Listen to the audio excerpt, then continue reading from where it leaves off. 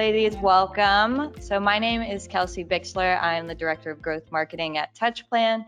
And today our presentation is going to center on a panel discussion between industry experts on how they're using construction planning software and how digitizing the planning process can improve project certainty and predictability. So before we dive in, I want to give a little bit of an introduction of what Touchplan is. So you're going to be hearing that throughout the discussion. So Touchplan is a construction planning software that gives GCs, owners, and trades a virtual command center to help them run faster, safer, and more profitable projects. It streamlines communication to and between the trades, which improves collaboration and allows everybody to adjust to resequence work faster. So the way I like to think of it is you have your master schedule, which is the roadmap for where you want your project to go, and Touchplan kind of acts as that GPS to tell you the best way to get there and when to reroute if necessary. Also, you can see a little bit here. If you're familiar with a project planning board, it's a digital version of that with really robust data and analytics capabilities. So on today's agenda, we will introduce our panelists. We'll then get into the panel discussion. So I've broken it down into 3 topics: identifying and managing variances in the schedule, fostering collaboration, and then at the end, we'll have how women can transform the industry. Then, since we're going to be talking about Touchplan a lot, we have a little demonstration at the end. I've got Carly from our CS team to do that, and then we'll get to questions at the end. So without further ado, the big panelist reveal, there they are. All right, so I'll give you guys a chance to introduce yourselves. Talia, since you're right here, you can kick us off. All right. Want to make sure this thing is on? Yep. All right. Hi, I'm Talia Rucker. I am with MOCA Systems. I am an owner's representative and project manager. Thank you. And then all the way from Cambridge, UK, we've got Erica Burgok. Welcome, Erica. Good afternoon. I'm Erica Burgok. I'm an associate director within Jacobs and also a lean production manager at Anglian Water's Strategic Pipeline Alliance. Thank you. And then all the way from Cincinnati, Ohio, we've got Nicole. Welcome, Nicole. Hi, Kelsey. Nicole Schaefer. I'm a project manager at BSI Engineering, and we do full service consulting and engineering across the industrial market. Thank you. And then from the greater Boston area, we've got Carly. Thanks for joining us, Carly. Hello, everyone. I'm Carly. I'm a senior customer success manager at Touchplan. So if you end up having any questions on that, I am your girl. All right. Thanks, Carly. All right. So we can go ahead and dive right into our panel discussion. So first topic, again, is going to be on identifying and managing variances in the schedule. So my first question I've got is, has using construction planning software allowed you to identify constraints earlier? And Talia, I'll let you kick it off again. All right. Oh, can you hear me? Yes. Okay, great. So using Touchplan, just kind of laying the foundation how we've used it in my project so far, and I'm working on the California State Capitol reconstruction project.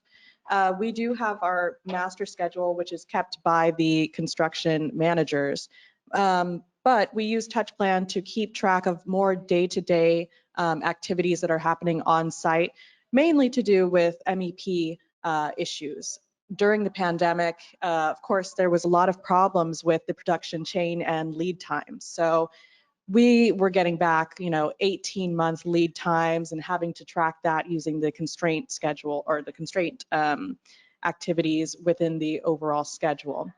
It really did kind of make the schedule a lot more unpredictable, but hearing about the lead times from the subcontractors or vendors that we got back, we were able to kind of go in, assess which activities will be affected by these lead times, and a lot of them had to do with deliveries of physical objects and place constraints on that. We didn't really use it heavily. I think that's something that more Nicole had faced within her projects from what I remember. But we did kind of test drive the constraints activities a lot more with our side because we don't really have too many. It was just affected by the production chain. So perfect. Thanks, Talia. And Nicole, same question for you to piggyback off that. Yeah, definitely. So in the design world, so often our engineers and designers aren't really thinking kind of that next step ahead is, okay, what information do I need from my clients or from my other team members when to kind of do my next job? And so having visibility to Touchplan and really having them think through that process at the beginning of the project really helps us identify, okay, this individual team member is going to need this equipment list from their client at this date before they can do any of their drawings. So the software really lets us get into kind of these details that me as the project manager isn't always going to see or interact with on a day-to-day basis. These are things that, you know, my designers and engineers deal with every day, but it's not something I'm dealing with. So it allows me that visibility to see those constraints in the schedule, see how they're impacting the schedule, and then be able to communicate that to my clients so that we can get answers faster. Yeah, absolutely. And Erica, I know you're using Touchplan mainly or solely in the design phase. So same question, but a little bit different. So have you been able to identify constraints in the design phase, and has it helped you keep the schedule on track down the road? Absolutely. So, particularly like on SPA, you know, we've got a lot of planning applications that are going in for a strategic pipeline that's about 350 kilometers long. So the pipeline is broken down into like 11 projects, even though they are kind of grouped up for specific planning applications. So, you know, it's taking that really kind of like high level, what was the high level plan in P6, and really kind of asking those engineers and also like our ecology team or our environmental team to kind of really break them down and say, okay, what do you need from who and when by, you know, and when you kind of like doing that, you know, horizon looking of about, let's say when you start doing a collaborative planning session, we do it in 3 month chunks because we don't want to, you know, create a plan any further than that because, you know, it gets outdated quite quickly. So, you know, 3 month chunks. But then when we're doing that horizon meeting in, you know, with the production meetings or that horizon looking, sorry, where we're looking 6 weeks ahead, you know, people will then turn around and say, well, actually, I need CAD drawings for the planning submission. They'll put in those constraints and then say, okay, that's 6 weeks out ahead, Mr. Consenting man. You know, what do you need from me, pretty much, from the engineer? And that's where, you know, okay, let's get together, discuss what CAD drawings you need for the planning application to be submitted on time, and you can compile all of those documents together. So it's really important, those sorts of relationships and understanding where those constraints are for everyone, and visually too. Perfect. Thank you, Erica. So my next question is, what have you found useful to help minimize schedule variation in your planning? And I'll kick it to you again, Talia. Yeah. So, you know, as an owner's representative, we really kind of try to take what the various vendors, contractors, and subcontractors bring to us and make it a little bit more palatable for the owner to understand if they don't necessarily have construction or architectural experience prior to this project. So one of the things that we have found with our project at the, you know, California legislature is that they don't have that proximity to understand what is going on in a more detailed level on site. And so one of the things that we have done is kind of really maximized using the reports section of Touchplan. The issue that we face with a lot of owners in projects in general with scheduling is that they don't necessarily understand a Gantt chart. You throw that up on the screen and they say, well, what is this? There's a whole bunch of bars, there's a graph, I don't really get it. So you have to really hone in on making it more understandable for the, you know, layperson. With Touchplan, there are various reports that you can pull, such as a 60-day look ahead, which is pretty standard for scheduling. Or you can go into, my favorite thing is looking at the trends of constraints, any reasons given to whether an activity has been pulled up in the schedule and started early, or if it has been pulled back and has started late. One of the things that's kind of unique about Touchplan is that you can, whenever you move an activity, you have to give a reason why. And that really eliminates a lot of, in meetings, you have a scheduling discussion and your subcontractor will say, well, I don't really know why this moved back or why this, pushed forward, but here's my kind of thought process. By having the reasoning that's kind of stuck to, for lack of a better word, that activity, you're able to really be more transparent in what is happening on a day-to-day basis and what is happening with that specific activity, as well as pull that into the back end with data. And with the reports, you can look at the trends of how much one subcontractor or one individual is giving that reasoning based on, the changes or fluctuations within the activity. I think that's a lot more palatable to understand with an owner versus looking at a long, pull planning session that they may not understand the data that's on the screen. But if you translate it into more of a narrative that, pulls down a report of percentiles, it really depends on the owner. But that's something that we've seen that has been most valuable in our project so far. Yeah. Awesome. Thank you. Nicole, same question. What have you found useful to help minimize schedule variation in your planning? The biggest thing we've found success with is 5-day tasks. So when Carly does her demonstration, you guys will see that for those that aren't familiar with Touchplan, that the schedule view is in weekly buckets. And you sometimes, especially on a contractor or engineer, they will plan an activity for 3 or 4 weeks at a time. And so you'll see this long rectangular chart occur ticket across 4 weeks of work, which to us, we don't see that as value because it's hard to really dig into the details, the day-to-day details of what they're working on, what help they need. So we've really taken a step back and asked them, even though a task may take you 4 weeks, I want you to break it down in 5-day tickets so that you can talk through with me what you're doing in that 5 days and if there's any issues that you're having within those 5 days.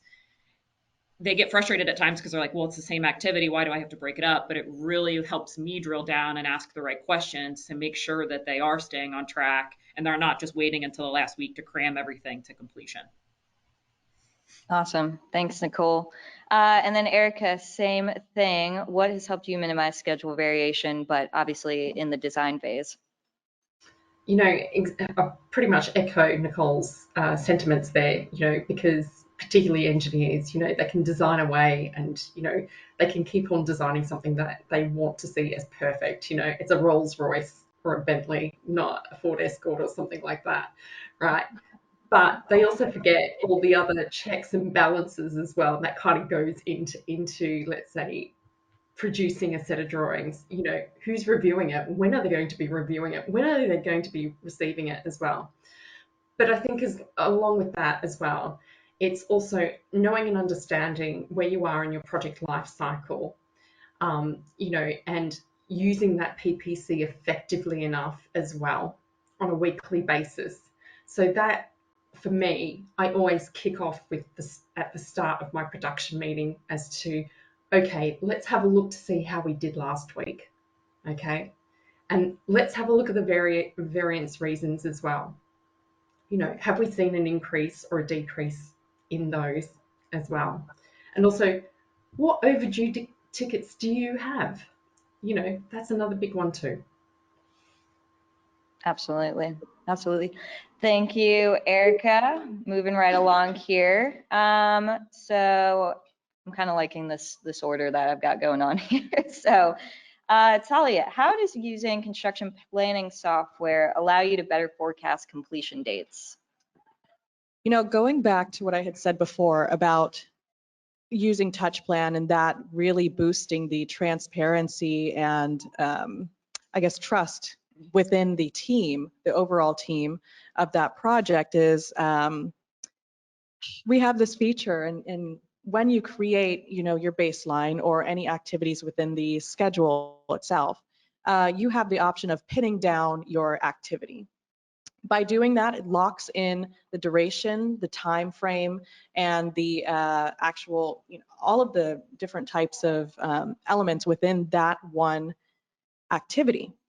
By doing so, if you move it in any time in the future, if you move it, back 6 weeks, up 6 weeks, again, like I said before, you have to put a reasoning. I think with using that within my project so far, we've all heard when subcontractors had told you, well, I don't know if this activity is going to take, 2 days, 3 days. It might change because, we might have somebody out.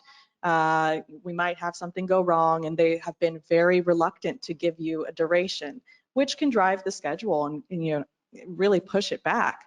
By really just putting a pin in it, it holds the subcontractor more accountable. And with our project, we've seen that this accountability that we have been able to kind of introduce into the scheduling has really made everybody work more efficiently and more honestly with each other. By providing the dates and locking them down, we know that the owner is going to be aware of what's happening. Everybody who is a stakeholder within that project knows that, okay, this is a reliable date. We don't want to push it back. We're going to get, caught on any reasonings that we've given, whether it's valid or not. And it has helped us with our ability to really kind of work together and communicate, because we do have projects where there's one person who is the scheduler. They're keeping track of the schedule and all of the activities, and you'll have to go to them to understand what's going on a lot of the times. But having meetings and pulling up Touchplan, putting a pin on these activities and forcing that communication to happen really helps the group fully understand what is going on in the project on a minimal level and a maximalist view. So I hope that answers your question. Yeah, no, I think I think that was great. Nicole, same for you. How have you been able to better forecast completion dates? I think it's very similar to what Talia has said. Those promise periods are key into really not forcing, that's not the right word, but really pushing your teams to be accountable, because they have to provide reasons as to why they're not finishing on things on time. And then we monitor those reasons and really try to find the big reasons why our schedule's behind, because whether we're not getting information from our client, or weather delays, or unforeseen conditions.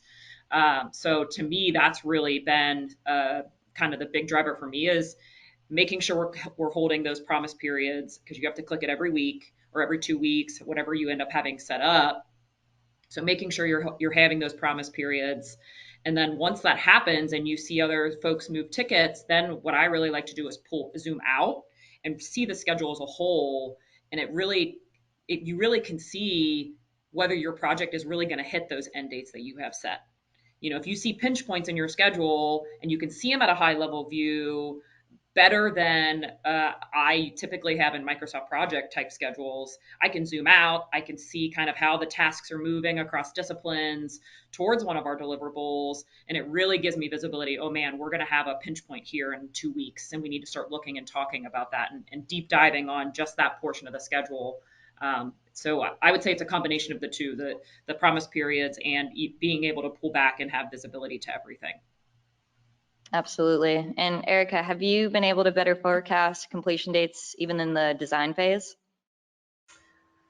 Yeah, we have been, and I also think along with that, so, those promise periods are so valuable, and those pins, as like what Talia and Nicole have said, because it holds people to account, and also people don't like being, how can I put it? They don't like being shown as well.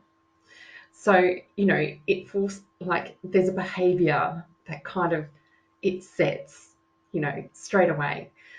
But we also sometimes as well, it's always good to go left to right in terms of planning, but we also do quite a bit of left to right, right to left planning as well, which helps the teams to better understand what they need to hit and when. And then we can also really kind of explore, some of those constraints too. So, again, when you kind of look at the plan holistically, it allows you to kind of view out and just go, yeah, okay, I think, yeah, we can actually achieve this. So, yeah, we also do quite a bit of right to left planning when it comes to that. But the pins are really great too. Perfect. Thanks, Erica. So Talia, you kind of really already touched on this quite a bit, but you're an owner's rep, you can really give the owner's perspective. How does the data and reports from construction planning software benefit owners? Yeah, before delving into the data and the reports, one thing to understand about reporting back to an owner is that they don't always want to look at the schedule all the time. If something is wrong or they have an activity that they're personally interested in, they will then ask you to go in, hone in on that activity and explain it to them a little bit more. Again, I had noted that we do work for the state of California and in the annex reconstruction process or project. And, with that, our owners mainly come from a background of interior design or facilities and more janitorial experience. So with reviewing a schedule with them, it really does matter what their background is and if they are more receptive of having a narrative-based conversation or looking at a graphic of what is going on. Luckily, with my owner, they're pretty dynamic and understanding, and they really prefer to have more of a conversation and a sit down to kind of look at the reports. So we basically will pull 60-day look-aheads as well as a critical path schedule so that they understand what milestones we're going to hit within our project itself. Now, there are situations where they've asked us, when we give them reports on what is our overall difficulty that we're facing within one phase or another, to give more insight into that. And so what we will do is we have a separate project management schedule, a master schedule that's kept by our construction manager at risk. We will ask them, okay, well, what section do you want to take a look at? We pinpoint that and build it out in our Touchplan schedule so that we can kind of give them, for lack of a better word, an expansion on what is there in the master schedule. And that seems to work a lot better because it maps out, which stakeholders or which contractors are responsible for which work and how it ties into one another. Because Touchplan is very, highly graphic type of scheduling software, we get to map that out on our tickets and everything is color coded. And so it's pretty easy for the layperson to kind of understand where we're coming from. Let me see. And I think by doing that, you really kind of sterilize when you have these meetings with your vendors or subcontractors. You eliminate the personal opinion part of things and just really look at the data of what is driving the schedule, what is pulling back the schedule, and what does our float look like? What is float, and how does that negatively affect our overall progress with the project? So that's kind of what we have had conversations with our owner about lately, and really, have seen a lot of growth on their end with the experience or the education that they've received on project scheduling within a large project such as a capital reconstruction. So that's what we've seen. Yeah. Perfect. Thank you for that owner's perspective. Appreciate it. So this is my last question for this topic, identifying and managing variances in the schedule. So I'll pitch this one to Nicole first. How are you currently using data to understand the health of your projects? The most beneficial rate right now that we are using is a monthly report that I have my team pull on BSI's enterprise of Touchplan as a whole. That monthly report delivers to my leadership a few kind of necessary points that we think are important for them to see on a month-to-month basis. It's PPC by project, so we give them a snapshot of every active project we have going on in Touchplan at a given time and how those projects are delivering. from a percent complete percentage. We give them PPC by role. So that shows them not only how the project's doing, but it also shows how the individual teams and or disciplines within that project are also delivering. So if, my electrical team is really struggling, then we can have a conversation with them about why they're struggling and how we can help them. I also provide them with a pie chart of our variance reasons. So if we are behind schedule, why are we behind schedule? Is it because we're still waiting on information from our owners? Is it because we're not coordinating internally as a team? And so that really gives them visibility on how our teams are executing. So they're, how well are they hitting their dates and why aren't they hitting their dates? And then overall as a whole, we will compare BSI's, how we're delivering on projects versus what they show like Touchplan. I think they will give you a percentage of Touchplan as a whole, how, and I can't remember the word that they call it, but it basically will give you kind of an average across every project in Touchplan and how they're delivering. And then we will compare our number based on that, just to give them an overall view of, okay, hey, 70% is good because comparatively across all of Touchplan, everyone's operating at a 60% PPC. So that's really, and my leadership has seen a great value in being able to see that month over month. Perfect. Thanks, Nicole. Erica, what about you? How have you been able to better understand project health? So I particularly, and also my colleague, who's also a lead production manager within SPA, we actually use the dashboards pretty much. And what we've actually done is we've given our project managers that are leading each of the projects access to that, and also some training on how to view it, what they're viewing, why they're viewing it. Because at the end of the day, they're responsible for it. We're just an enabler. However, that information is very powerful because they can see across all the projects, not just their own, how they're performing. So I suppose maybe in some ways it incites a little bit of healthy competition across the different projects and the regions. Also as well, that healthy competition as well, we see who is actually using it, and if they're not, why. So we can then go and approach them and say, what's going on? Help me understand what you do. How can we make this work for you? So it's a real kind of education piece that we kind of have there. But in terms of also reporting as well, not everybody has access to Touchplan within SPA. So even though we've got probably about 100 people using it, we actually extract on a weekly basis, just very high level, the PPC rate for each of the projects and also the regions as well. And this is available to everyone via a visual management app that we've got. And it's available, on the screen in the kitchen on a rolling basis, but people can actually then access it as well via their laptops using an app through SharePoint. So there's kind of no hiding in that respect as to how the teams are actually performing. So we've kind of done it in slightly different ways because of where SPA is and the maturity of it as well. Perfect. Thank you, Erica. And Talia, any last thoughts on understanding project health? Yeah, it's pretty similar to Nicole actually, and what Erica had said, especially about which teams are going in and updating their activities.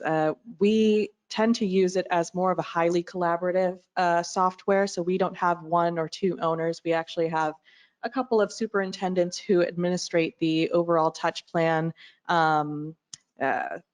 schedule and phases, as well as try to get the rest of the team to go in on a regular basis and update their data.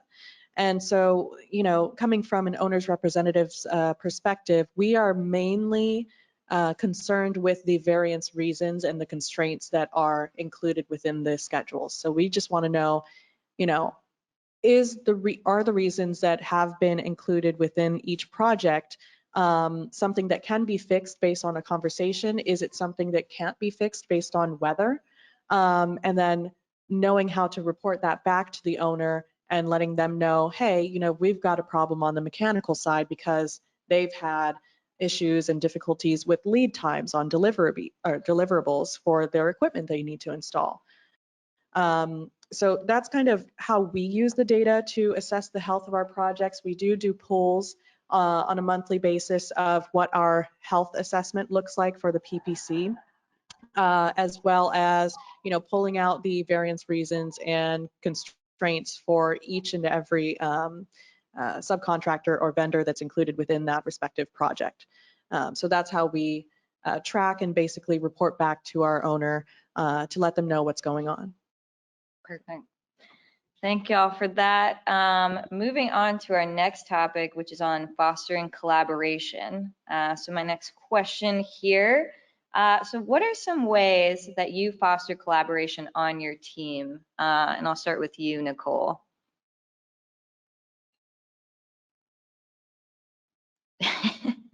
Sorry, I was on the wrong screen with my mouse and I couldn't get it over to the unmute button.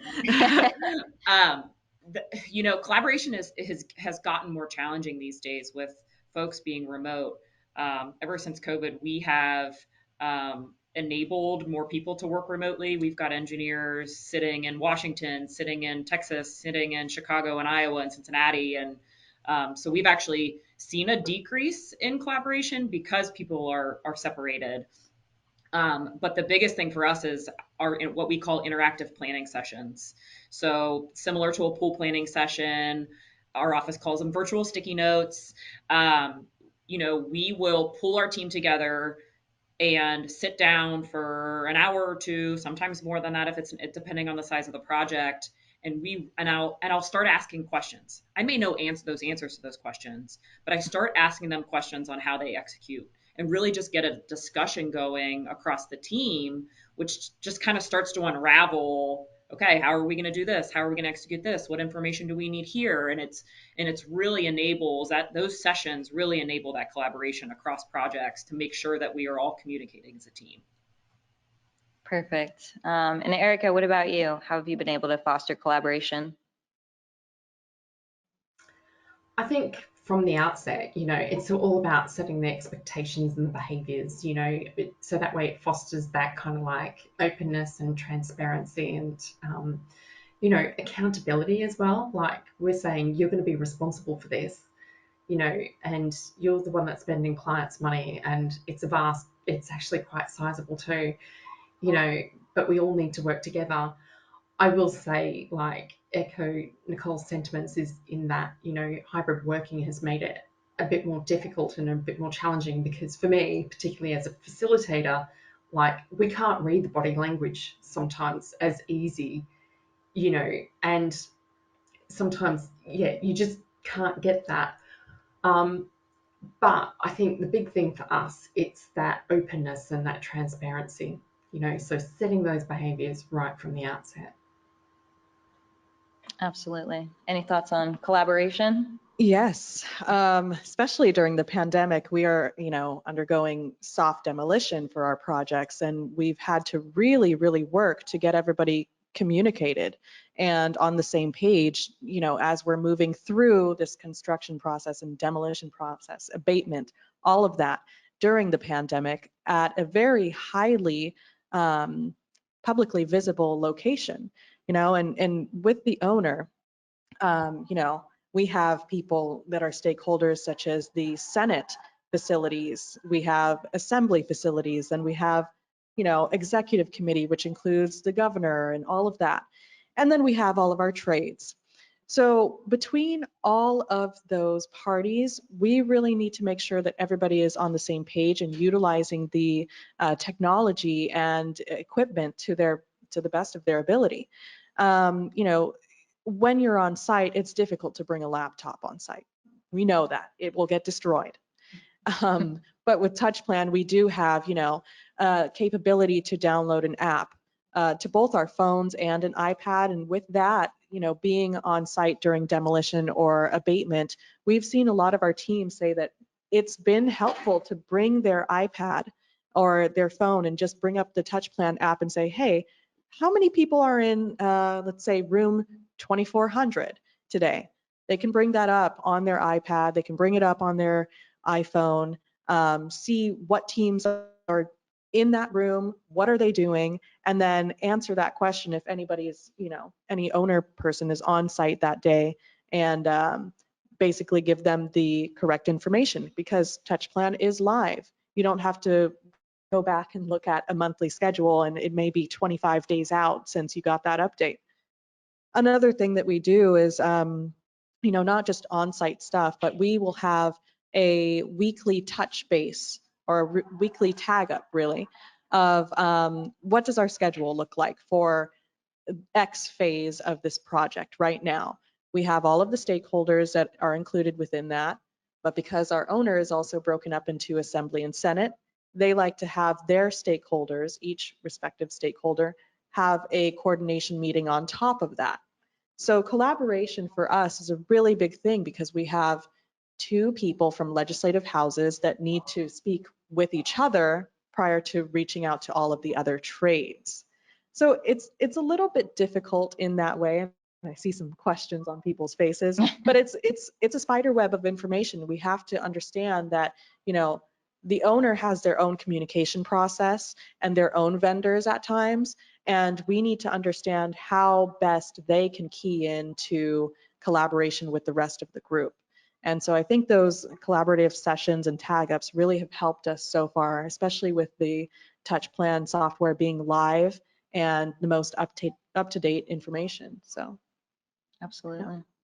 So my next question is about the trades. So have you seen using construction planning software impact the trades in terms of their ability to stay within expectations of a project? And Nicole, I will start with you. Yes, I'll start with yes. For us, it's given visibility to their day to day. And I know, Talia, you had mentioned at one point when you had asked them, why aren't you getting this done this week? Their answer is, oh, I'm not really sure, but I can tell you what happened kind of leading up to it. It really pushes them to come with those reasons, right? Because they know now in the software they have to provide reasons about why they're behind schedule, whether they couldn't get on the scaffolding, or they needed a crane and it couldn't get delivered on time, or so and so is holding them up. It really has brought that level of accountability just up one level higher that you normally wouldn't get if they were just managing their own schedule. On a lot of the projects that I work on, our owner requires that not only the owner, but the design teams as well as the construction teams are all in Touchplan together. So it really, what kind of like what Erica mentioned too, it really brings that level of accountability up, because it becomes almost like a competition. If I see that my other design partner is delivering 100% PPC every week, well, I'm going to want to do the same thing. I want my team to be delivering on time too, and I don't want to have to give a reason why I'm not on schedule. So for me, it's really brought up that accountability. Absolutely. Yeah. And I know, Erica, you don't work with the trades, so I was going to go right to Talia. Yeah, go ahead. Yeah. And I kind of wanted to bounce off of that, because I've been love my behind the computer times, but I also do go on site and make sure everything is going to plan. And I've definitely been in conversations with some superintendents or, head of teams, where I ask them, hey, why are you a little bit more behind schedule than you should have been? Oh, I just thought I'd take an extra long lunch today and, just take it easy. But you can't write that on a schedule. You know that it's going to be documented when, you're writing down your variance reason. And so, with that accountability, we're seeing that there is that competition that Nicole was talking about, that they're seeing another vendor or another subcontractor that's hitting their mark and, actually doing very, very well when it comes to their PPC. And they look at their schedule and think, well, we are a little bit behind. What are we going to do about it? And then they talk to their team. They look at their, the schedule that they have on Touchplan, and it does do that back and forth thing of, well, if they're performing better, I have to perform even more better than them. So yeah, that's what I've seen on site so far. It's an Awesome. interesting one. Thank you. So kind of going back and talking about the owner's perspective again. So a lot of GCs are concerned about sharing their actual schedule with owners. What would you recommend to owners and GCs to foster a safe space so teams can have a transparent schedule? Erica, I'm gonna bring you back in here for this one. So I think, for us, like, I think by the sounds of it, Nicole and Talia tend to have more kind of interaction with the owners, so to speak, right? We're very much kind of like client, we're working for the client in some respects, even though SPAR is a Project 13 alliance more so. But still, we still have a number of people within from the client working within SPAR. And for us, I think it's just kind of being honest, as to where we're at. Like at the end of the day, where we are on Touchplan, that then is kind of updated. Our planners actually update their P6 schedules through via looking at, okay, where are each of the disciplines at, and we'll update the P6 schedule with that. So, I think we then have to report that on a monthly basis. So regardless, I think, we can we obviously do make it as safe as we possibly can for everyone to share. And, it's all also about kind of understanding, well, if something's not going right, you flag it as an early warning. But, I suppose it's quite different for us because, as I said, they tend to get a P6 schedule that's been issued or updated to them. So we have it slightly differently, or a different relationship with our client in that respect. Gotcha. And Nicole, what about you?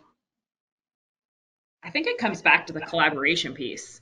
The clients that I have that are in Touchplan every week with us, every day with us, it's that open avenue to be able to talk to each other, because the more you can tell your client, the more visibility you can get to get your client on what you're struggling with, why you aren't getting your work done, it helps them break through barriers for you. I tell people all the time, my job is to make your job easier. And if I can make your job easier, then we will be successful because you can get your work done. And to me, the owner is the same way, right? If the owner can get out of our way and help us break those barriers and give us the answers we need, then we can do our jobs easier.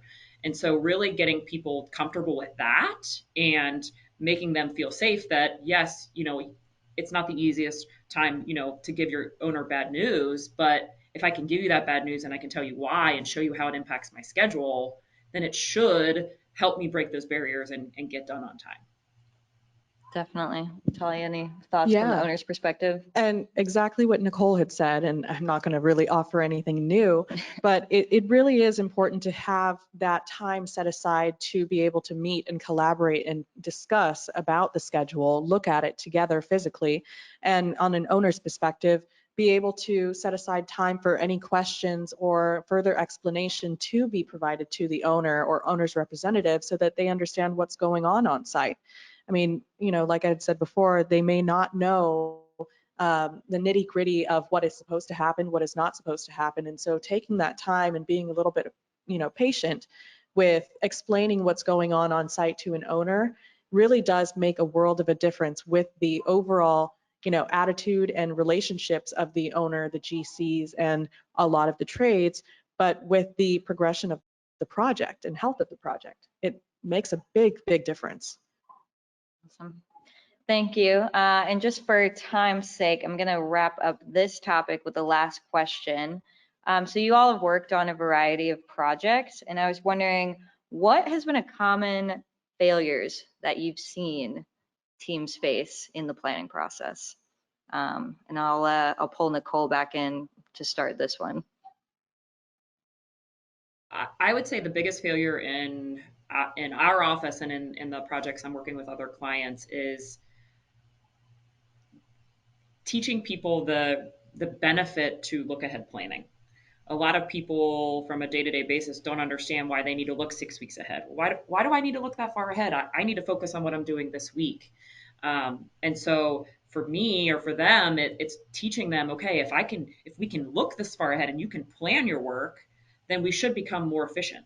And I can break down those barriers. I can get you the answers you need because you're giving me a look ahead into what you're doing. But so often we get so caught up in I need to focus on what I need to get done today, especially engineers or taskmasters. They love to break down those tasks.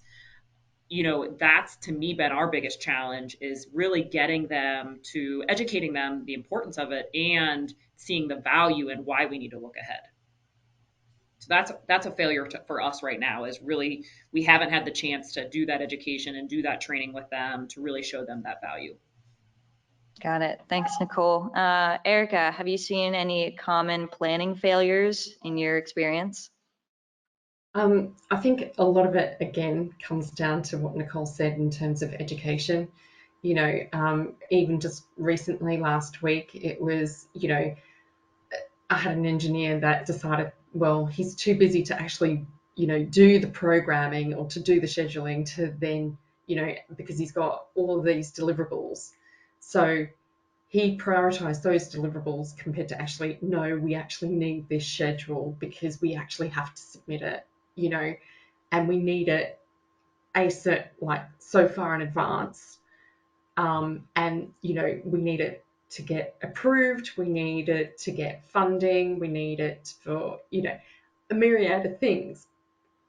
But again, so we're talking about, a master schedule in that respect. But even then, it's like, well, why do I need to kind of, do that 6 to 12 weeks kind of, planning? But I think at the end of the day, when you kind of break it down and you explain it to them, they fully appreciate actually where we're coming from and why we're actually doing it. So I think spending that time is really valuable. Perfect. Thanks, Erica. Any planning failures that you've seen, Talia? Yeah, and it doesn't really necessarily have to do with the work that the architect or any of the stakeholders have in general. It's the myriad, I guess it's not checking in sometimes with the owner, because our owner is the state of California and they are the legislature. We have to conduct construction and demolition while keeping the legislature up and moving.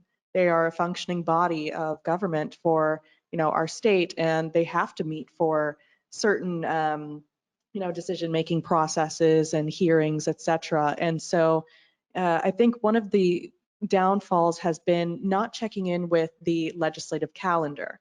If they have hearings happening on site, then we can't do things that have heavy vibration or loud noise, and we may need to move back to night work. And so that's been a little bit of a difficulty for our team in the past couple of months, is moving into a more heavier demolition period. How are we going to work with the owner's schedule on their front and what they need as far as the public facing activities that are there? So that's been the most difficult thing in the last couple of months for us. Awesome.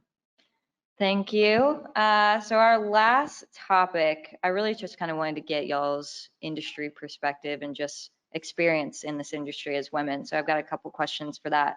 So how do you deal with, I guess a nice way of saying it is, the brisk communication style that a lot of times we might experience either on site or just really in the construction industry in general. Nicole, how might you deal with that? Fortunately, I have some of that same brisk, and I know that when we met as a team to talk through this panel, a lot of us are like, oh, well, we kind of follow that same mentality. But to me, it's been building relationships. I've learned, so my background started in construction management, and then I've moved on to the engineering side and commissioning side, but building those relationships. Even though it may be hard at first, but really just getting to know the people you're working with, asking them questions about how they do their job, and really just understanding them as a person it's amazing how they'll still be brisk, but there's more of a personal touch with it. And to me, that has gone a long way in the last 15 years to just making it easier. Perfect. Thank you. And Erica, I know you're kind of dealing with a lot of different communication styles. How do you manage that? I suppose, I suppose maybe here they're a bit more politer. But then again, to some degree, there's a time and a place, and sometimes you do need to be emotional. Okay, it's going to happen. Even for me today, it actually happened because, the project manager that was responsible for this project, just towards the end of a collaborative planning session, like left for another conversation. So, I suppose, like Nicole said, it's developing that relationship and just giving him a call and saying, you were rude. You were actually rude. Okay? Don't let it happen again. You're the leader. Don't. So I think you really need to kind of have that relationship, but also understanding when that moment needs to be as well. So yeah, I'll leave that one. Absolutely. And Talia, I know you have plenty of experience Yes. with communication. I am similar to Nicole, and I'm a very direct person, and I think that can knock people off of their feet when it comes from a young professional. And I'm also a PM, and so I have to go on site. I have to kind of straddle the fence between, those who are working behind a desk and those who are on site. And there have been situations where, I've had to match the energy that has been provided to me and just be a little bit more direct or a little bit more brisk in my communication styles. And for me, it's not personal. And I've had, situations where, as Nicole had said, you really do need to have a personal connection with the people that you work with, because it makes life a lot easier, first of all. And, I think it also opens the door to, when you are brisk, when you are direct with one person or another, and you could see sometimes that it was well received, or they may have had their feelings hurt, what have you. But coming back after the conversation saying, hey, it's not personal, it's just we need to get this job done and we have progress that needs to be made. And then I've had situations where they say, I completely get that. In the position that you're in, you need to be able to talk with me on a professional basis and then separate out the personal. I wish I could be a little bit more emotional like Erica. I have a lot to learn from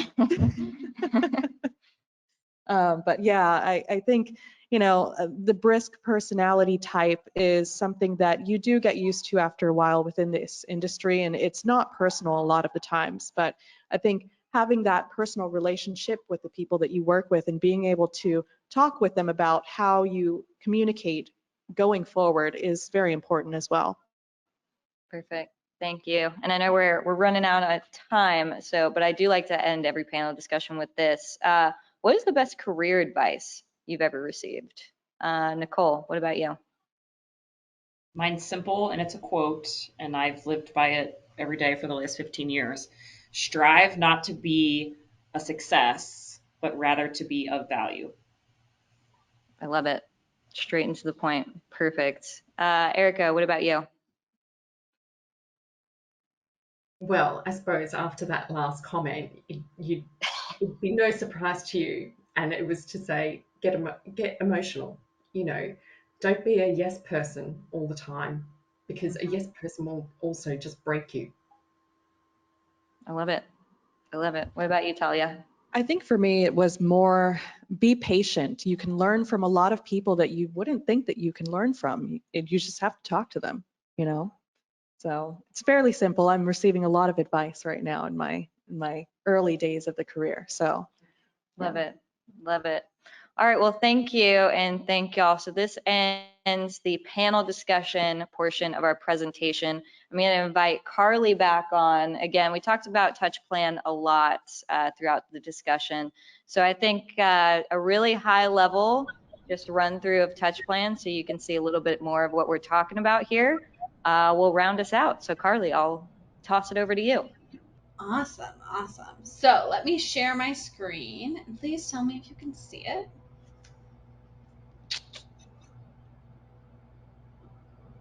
There Everyone she is goes. listening straight away. Okay, perfect. Very good.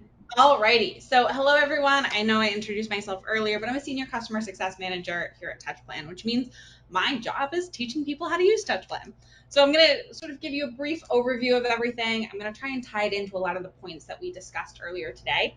But if you happen to have questions after the fact, Kelsey can sort of direct you my way, because that's why I'm here. I'm here to help. So what we're looking at here is actually an example of a Touchplan project. And I know Kelsey gave a brief overview of Touchplan earlier, but how I end up defining Touchplan a lot of times, it's a live collaborative field planning tool. And those words of live and collaborative are really important because we want to make sure that when someone's looking at a plan, it's the most up-to-date, has the most up-to-date information so that they know they can rely on it to make planning decisions moving forward. And that collaborative piece, we've talked about it a lot today, is so important. We want to make sure that everyone has access to the same planning environment so everyone's able to access the information they need to make the decisions about what they need to do moving forward. So that's sort of the overview of what we're going to do. What we're looking at is our project, and you'll notice a big portion of this project right now is a dashboard because, as we're talking a lot about today, data is feeding information. It's going to help us plan smarter. So a big portion of what we're looking at is that data being reflected. We're going to come back to it after I've shown you what the planning space actually looks like, because this will make a lot more sense. But it has a really big feature on the homepage here because of how important it is. So what we're going to do is that we're actually going to hop into one of the planning environments here. So we can see at a very high level, this is what an example of a plan in Touchplan could look like. You'll notice that this plan is actively underway. We've been using it for a while. And the beauty of the planning spaces is they're pretty dynamic. So we start at this very high level view, but I can come in here and I can zoom in. I can see a lot more detail about what we're looking at.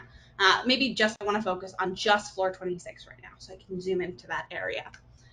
And so this is where all of the planning happens in Touchplan.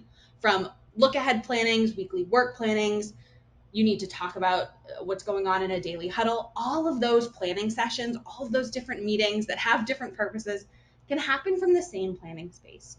So we're not doing one planning session on sticky notes and a weekly work planning session happening in an Excel file and daily huddles happening, talking around a different planning board. We're looking at all in the same place. That way, it's the same information we're used to seeing.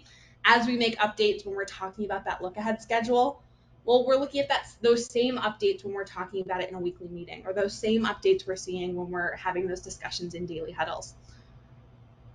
So we're not asking people to go to multiple places. And so one of the foundations of Touchplan is all about learning from what's actually happening on the project. And we were talking a little bit about this earlier. Everyone was making references to the promise period, to the pins, and how all that plays together, I think is really important because it goes into that foundation of learning from what's happening. So I want to give you guys a demonstration of what that looks like here. So let's say, because this example is partway through a project, but let's say that this is what we're looking at when we come into our weekly meeting. We're looking at this plan here, and what this is telling us is this is what happened last week. This is what we agreed about during last week's weekly meeting. And then this blue shaded area is showing us what is coming up in the next 7 days. What are we talking about in this weekly meeting? Now, there are sort of 4 elements to a planning session that are really important in Touchplan. And they sort of build off of each other. So the first one is we want to talk about what happened last week because we want to make sure we're applying those lessons learned. And that's where these pins come into place, because these pins are those promises that everybody on the project made to each other to say, hey, this activity that we put in here, we plan to do this, start Monday and finish Friday. That's our commitment to everybody on the project because I know it's going to enable somebody else to get started. And so those pins are representing those promises. Now, if that happened exactly like we planned it, perfect. The responsible party can come in here and say, you know what, that happened just like I thought it would. Get a green pin here, we're good to go. Everyone else knows that happened just like they planned. If they were waiting on it to happen, they know that they can proceed. So we're looking at this in real time. But we also all know that sometimes things happen. Sometimes it's in our control and sometimes it's not. But sometimes, come in here to this activity, for example. You're supposed to start on Monday and finish Wednesday. If that's not actually what ended up happening, well, everyone else needs to know about that. So what did happen? When is it finished? So the responsible party will come in here and they're going to update this activity again. And they're going to come in here this time, though, and say, okay, we didn't finish on Wednesday like we thought. We actually finished on Thursday. And you'll notice immediately, and this is something we talked about earlier, when I'm updating this activity to say I finished a different day than I originally promised, I'm required to pick a variance reason. And these variance reasons are really important because that's your opportunity to tell the story. We were talking earlier about how storytelling can be so important to discussing what's going on. So what happened here? Was the predecessor an issue here? Did I run into a material issue or an equipment issue? Maybe for this one it was an equipment issue. So I go ahead and I pick my reason, put it in here and save. And what's amazing about Touchplan and how these pins work is, let's say later in the day someone asks, hey, what happened with this activity? Instead of having to remember about it or track someone down, anyone can come in here and just click on that red pin and see, oh, there was an equipment issue. Okay, I know how to factor that into my discussions. And so I don't want to spend too much time on sort of the ins and outs of how to do this, but it's really important because it's going to feed into our conversations. So when we come into those weekly meetings, we can look at all the pins and all the variances that have been provided and ask ourselves, okay, what happened here? We had a predecessor issue. Well, is that something that we think is going to impact us again next week? Or how does it impact us this upcoming week? Do we need to change anything in our plan? If so, let's do it now. Let's move these activities around and react to what's actually happening, not a schedule we put together 3 months ago, what's actually happening on the project. So we're going to go ahead and just move these activities around based on when they're actually supposed to happen. If we think of something in the meeting that needs to be added to the project and added to the plan, we can do it right there. We can come in and we can quickly create a ticket, filling in the information that we need. Let's see, this is floor 25. And I'm putting all the information that's relevant or necessary for us to start planning and just add those tickets to the plan in real time.